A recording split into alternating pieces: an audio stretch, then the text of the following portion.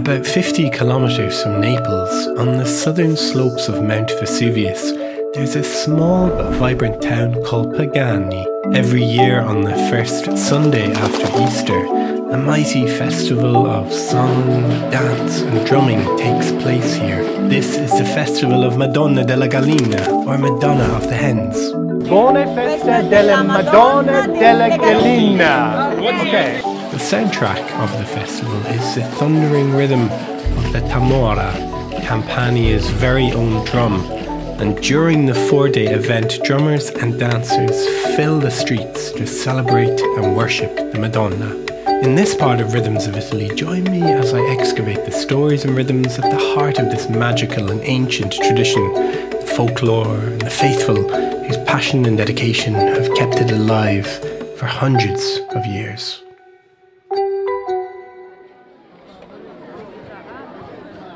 So we're just about to head into the church to see Madonna della Gallina. It seems, even though it's raining, that people are gathering on balconies. Everyone is coming out to catch a glimpse of Madonna della Gallina. This is the Madonna della Gallina, and she is the star of the festivities here in Pagani. She lives in the church of Santa Maria del Carmine and has done for some 400 years. The story goes that a flock of pecking chickens discovered this small portrait of the Madonna, which turned out to have magical and curative properties. It's thought that the painting was hidden between the 8th and 9th centuries to protect it from the destruction of sacred images during the iconoclastic period. Stories of the icon's healing and supernatural properties spread like wildfire through the rural communities of Pagani, and in 1610 this church was built to house the icon and welcome pilgrims who travel from afar to worship. Many in Pagani believe that the chickens' role in the festivities go back much further than this, and instead attribute it to the pagan cults that dominated before Christianity, where hens were worshipped and sacrificed. So you can probably guess what Pagani translates to. So Pagani means pagan, right? Pagani means pagan, yeah. This one, doesn't have nothing to do with the Christian culture, actually. It's very pre-Christian, all that you see here, And the kaleidoscope of songs, dances and drumming which characterize the festivities further reinforce this notion. So you can see just behind me that somebody is holding up one of the big tambourines, a tamora, towards Madonna della Gallina.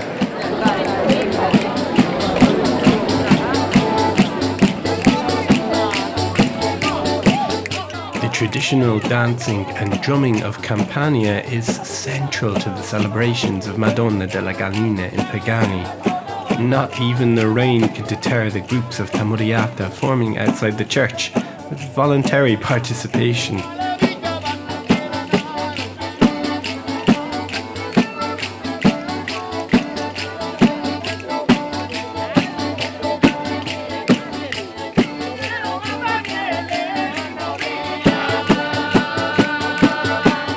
Questa è la tammurriata, insomma, tammurriata tipica campana, quindi la cosa particolare di queste feste, insomma, così, di questi raduni, che poi sono raduni spontanei di tammurrianti, ecco, di esecutori, cantori, quindi del ballo di tradizione. La cosa particolare, dicevo, è proprio quella che ci si incontra sia loro che sono gli autoctoni, quindi che stanno sul posto e quindi compiono la liturgia, il rito all'interno del cerchio, col tamburo a cornice, col canto, con la danza, e quindi se vogliamo esorcizzano anche tutto questo male di vivere, questa inquietudine che durante l'anno uno porta e conserva dentro, si riesce appunto a liberare.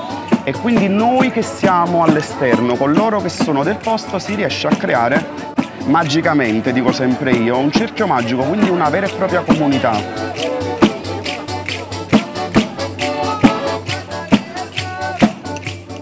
So, first experience of the tamuriata at Madonna della Gallina. Oh my God, it was just electric. The music started like quite quiet and quite chilled out. And then as people started dancing and people started joining and singing, it just got more and more passionate and more energetic. And it's just so lovely that this festival is back in full swing 2022.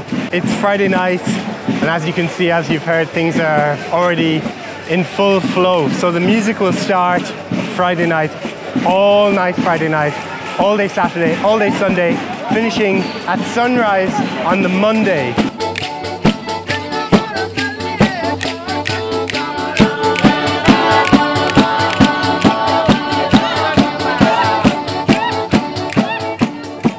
Of course, there have been genuine challenges over the last 2 years due to the COVID-19 pandemic, though some people in Pagani believe there is another reason at the root of the church's resistance for the festival returning in 2022. Religious tradition is the main problem. The church is the main problem of the subculture we live in. The church is the cause of the problem and proposes itself as the solution at the same time. That's it. It's understandable, of course, that there's a healthy discourse between the secular and profane aspects of the festival, but what's so clear to me as an outsider is how important the festival is to the people of Pagani. It's like a moment where the people, they want to see, they want to see the beauty of the city. And, we are proud, we are happy to celebrate this joy with all the people. Given the importance of the festival to people in the region, I'm curious as to why the celebrations were almost cancelled for a third year running in 2022. Major sporting events and religious gatherings were already taking place throughout Italy, and I'm curious as to why the church were hesitant to allow traditions to continue in Pagani as usual. I met with the mayor of Pagani, Lello De Prisco, and Minister for Culture, Valentina Olivera, to try and better understand this complex dynamic. Dopo 2 anni si è pensato o ci si trova di fronte al fatto di vedere e organizzare la festa in un modo diverso, sia per i motivi del Covid, per cui bisogna mettere comunque in sicurezza la città, e anche perché quest'anno in maniera particolare la diocesi Nocera Sarno e il vescovo hanno reputato prematuro fare la processione. Several weeks before the festivities, the diocese made an announcement that the festival would not be taking place this year, which was met with huge public outcry, and the people of Pagani were vocal in expressing their disappointment.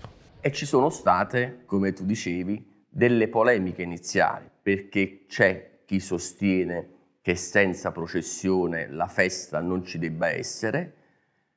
Io invece sono stato, così come gran parte della città, e all'apertura delle porte ieri abbiamo avuto la dimostrazione che abbiamo fatto bene, voleva a prescindere rivedere la sua Madonna, quindi le porte aperte e quindi la festa che sia sintomo di speranza e di pace, per cui anche se in maniera ridotta tornare alla normalità, perché la devozione non è mai cambiata, anzi si è rafforzata. And it must be a very difficult position to be in, dealing with the church, dealing with the people, and being almost like the mediator between the two. Ovviamente questa mediazione c'è stata, mi ha fatto piacere che comunque alla fine la festa e i momenti religiosi camminino di nuovo insieme.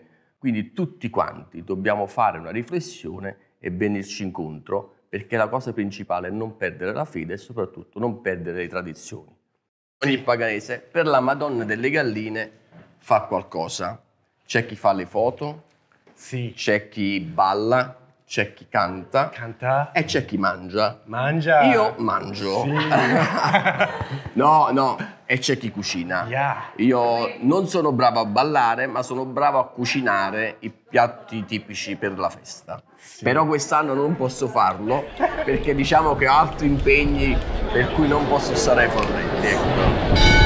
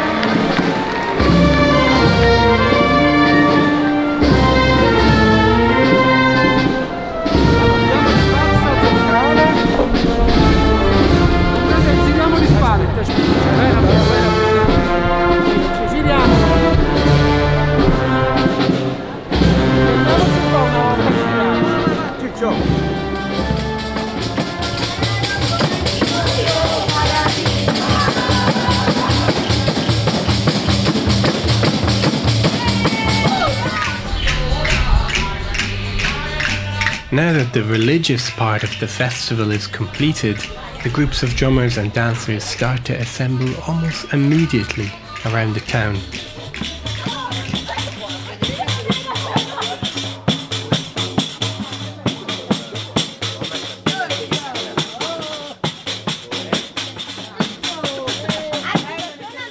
Franco Tiano is a hugely important character in the story of Madonna della Gallina. The singer and actor who died in 2008 inspired a new generation of Paganese to the more ancient practices of the festival, including that of the Toselli, where people dress the town's courtyards with altars and portraits of the Madonna, small chicken coops along with baskets of fruits and vegetables. It's almost like a throwback to pagan times. So just in here is the house of Francesco Tiano, Franco Tiano. He's commemorated by this beautiful plaque, of course, the Tamora. This year, the door to Franco's house is closed. As the full procession was cancelled this year, Franco's family decided not to open his Toselli, which is usually a centre point for the festivities. We were lucky enough to be given a few moments to experience Franco's home, which is a beautiful tribute to his memory and everything he did for Pagani and indeed the festival. You can see portraits and lots of offerings remembering him and his legacy.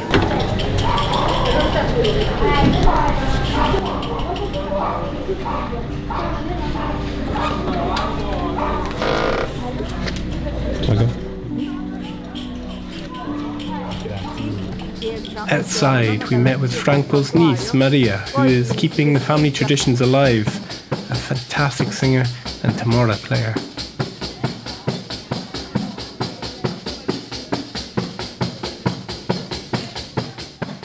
As we gather outside Franco's house, I can't help but feel people are mourning the absence of a full procession this year.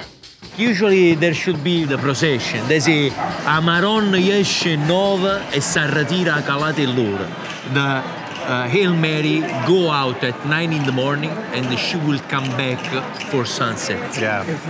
This year, like didn't happen, but still you can see, like the party, like and the spirit that there is, like of these people, like to celebrate life.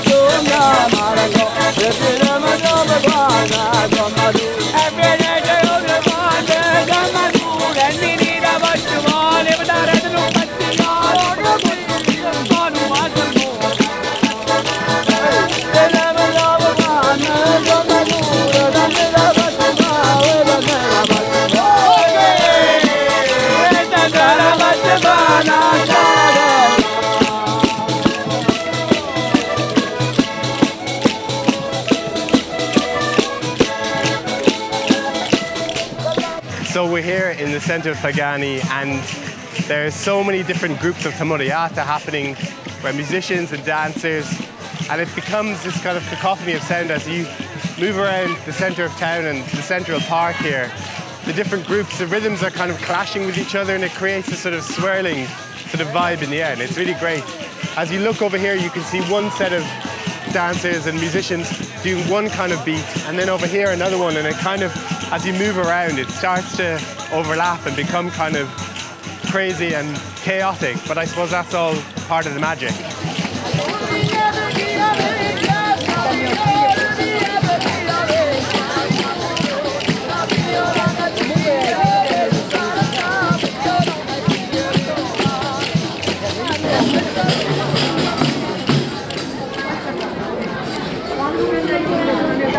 So throughout the day there are spontaneous processions of Tamora players walking through the streets of the town, all part of the celebrations. So we're about to see one just behind us now. The Tamora are coming.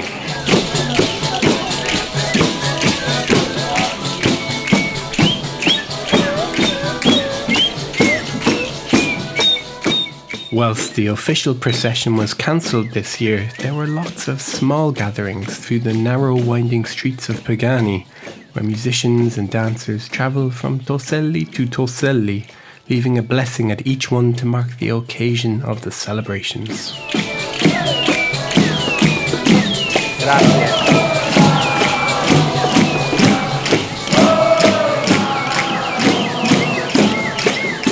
And of course, these processions all culminate in front of the Madonna.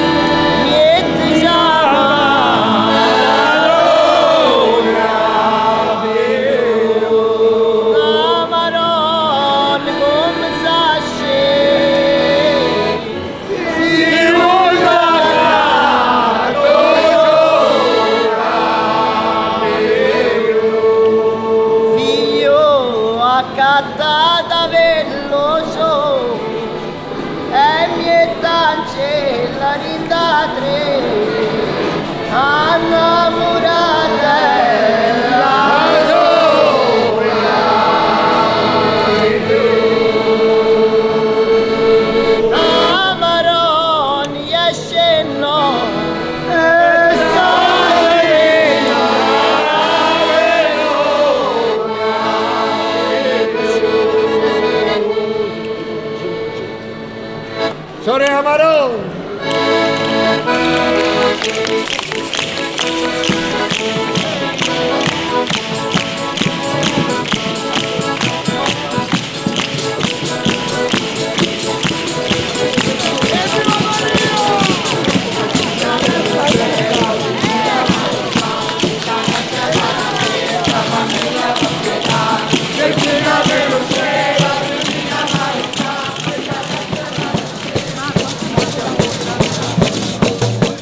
There's no sign of the drumming and dancing finishing anytime soon, and the music will continue until morning when the gates of the church are closed.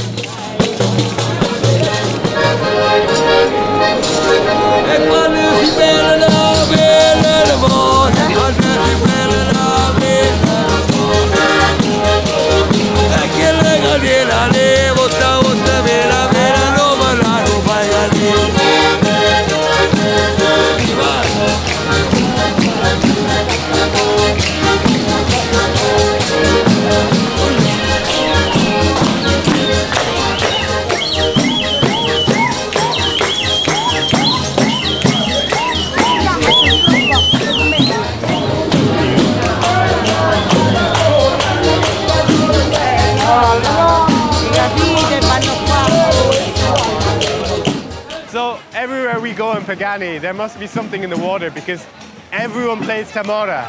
Literally, we're watching a few musicians playing, singing, and then they just hand over the drum and someone kind of picks it up and goes, oh yeah, and just dives straight into traditional tamoriata playing. It's so incredible. Everyone plays this drum.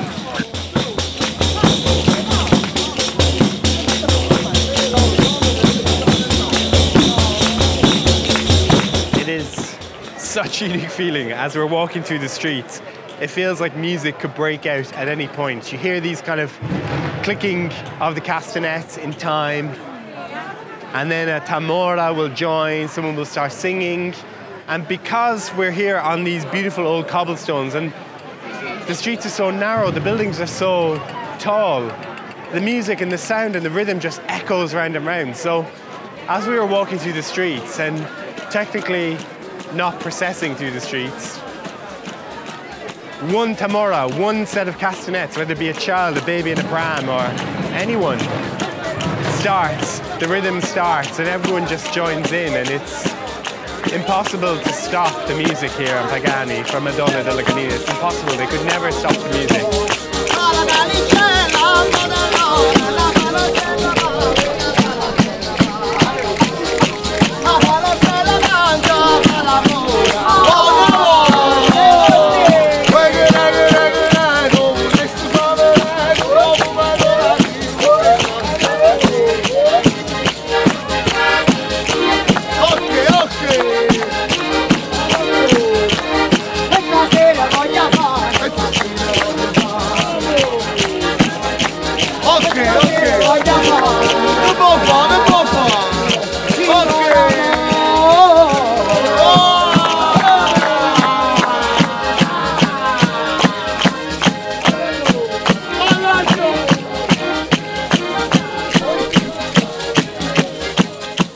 for watching this 5th installment of Rhythms of Italy. The 6th part of the series takes us forward to September for the final pilgrimage of the year, La Juta a Montevergine, and you can check that episode out right over here.